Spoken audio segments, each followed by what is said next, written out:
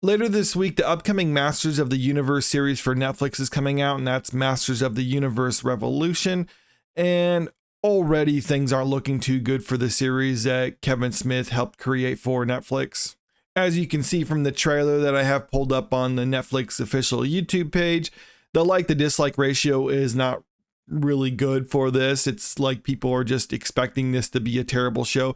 Now, watching the trailer, it doesn't look too bad, but I am reminded of the first Masters of the Universe series for Netflix that came out a couple years ago, and the trailer for that was much better received. But the problem with that is, or at least the problem with the upcoming one, is that people have kind of grown wise to this, because one of the things with the trailer is it really did focus a lot on the He-Man, and it gave the impression that he was the primary character of the show, but that actually wasn't the case, and he was kind of a side character. Places like Clownfish TV did report rumors that He-Man was going to be sidelined in his own show, to which Kevin Smith essentially lied about that and said that they were wrong and they were lying and things like that. And I can understand from his perspective, or at least in his defense, he was saying that he didn't want to give away spoilers for it. And it's fine if you want to have a twist on your show or whatever and do something that the audience isn't expecting. But what you have to do is deliver something that is satisfying to the audience. And it seems like people weren't satisfied with what he did with the show. And that's why there was ultimately a lot of pushback on him for it. That's why it would seem the people over at Netflix and Kevin Smith himself understand that they have an uphill battle to climb when it comes to this new Masters of the Universe series, and why they're kind of resorting to begging the fans to actually come back and give them a second chance for this. I got this article right here from Games Radar that's kind of going into what they've been saying in the lead up to the release of Masters of the Universe Revolution. Masters of the Universe bosses promise lots of He-Man in Netflix's Revolution as they defend his absence in the last chapter. Now, I get that they have to defend their last show that they made, but it's not really a good way to start out when you say, okay, we know you didn't like the last one, but we had a good reason for that, and just give us a chance for this next one. At least that's kind of the impression I'm getting from this article. When the first half of Masters of the Universe Revelation premiered in July 2021, some fans were not pleased. He-Man, it turns out, was barely in it, while Sorceress Teela took over as the series' central character. If you listen to people like Kevin Smith talk about this, they insist that they didn't really deviate from the source material of the original show or the original comics, but a lot of fans of those source materials would beg to differ, and that's why they feel the need that they actually have to defend it, because they're getting a lot of pushback from that very fan base that they claim to be representing. Now, in the run-up to the new outing Revolution, the Netflix's show bosses have promised fans the character will feature much more in a fresh batch of episodes. One of the executive producers of the show says right here, we do it with an eye towards making sure fans know that He-Man is in 3.5 or 4 out of 5 episodes. I notice he doesn't say He-Man's in all 5 of the episodes. He just says 3.5 to 4 of the episodes out of 5. So it really is, at least in my opinion, sounding like that they're trying to do the same thing that they did with the first season, where they had He-Man sidelined for most of it, but they were still trying to say that, no, he was still the focus of it, or he was still the central character, even though a lot of the fans disagree with that assessment. And it really does seem like they want to sideline He-Man within this show in order to try to make room for some of the other characters. And if that's really what they want to do, then I suppose that's fine. Just say you're trying to make something different from what the original series was.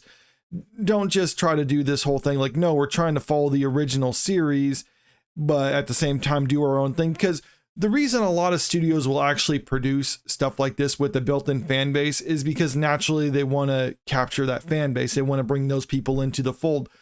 But when you do that, you have to do something that that fan base would actually like. If you're going to try to bring in that fan base and then do something different, well, obviously you're going to alienate them, and that just ruins it for them. And then they're going to have bad word of mouth, and it's just going to be a trickle down effect. So if you're going to do something different, just be upfront saying, this is what we're doing different. This is the audience that we're trying to capture this. And if you want to be an old fan of the other ones and then you want to come into this one, great. But if it's not for you, I totally understand, or at least that's the approach that they should take with this. Unfortunately, that's actually not the approach that they are taking with this. I know there are people that went after Revelation for putting Teela first or whatever, but we didn't. Smith explains, Teela was as much of a part of the story as she's always been a part of the story. And this right here kind of shows why it's not doing too good, or because, and this right here just basically demonstrates that Kevin Smith still doesn't get it. It's almost like you're saying, I'm sorry, you're too dumb or something like that. And if I'm going to be 100% fair, a lot of audiences don't necessarily know how to articulate what they don't like about something. So in this case, they say they just killed off He-Man or they sidelined him. And I can understand Kevin Smith's perspective where they were just trying to use that as a plot twist to develop some of the other characters before bringing him back. And if that's the case, then that's fine. I just don't think it was pulled off pretty well. And I really do have to just chalk that up to Kevin Smith not necessarily being the most talented writer and director. Now, I'm not necessarily saying anything that he himself wouldn't say about himself. I think he's made some good movies in the past. The issue, though, is he is very much a bare meat and potatoes type of filmmaker. If you want something really simple like that, he can actually deliver on it. But if you need something with a little bit more technique and finesse to it, something that demonstrates subtlety, which is what a storyline like this would actually require, then he is not the guy for you. Kind of keeps going on. That wasn't me going, let's break this franchise by any stretch of the imagination. People who wanted to attack the show were like, they killed He-Man, but it wasn't as if Mattel or Netflix were saying, here, man, go kill a franchise for us. That's why we brought you here. I understand he's trying to be funny with this. And yeah, that was funny. Like, they don't just do that. So like, hey, we just want to destroy this character. Because I know some people will say that some studios will do this. And I'm not saying that that never happens. There are some executives who are like, I want to make the way for my thing. So I need to destroy the old thing. Let the past die. Kill it if you have to. But at the same time, I would say most of them are legitimately trying to actually do something good with this.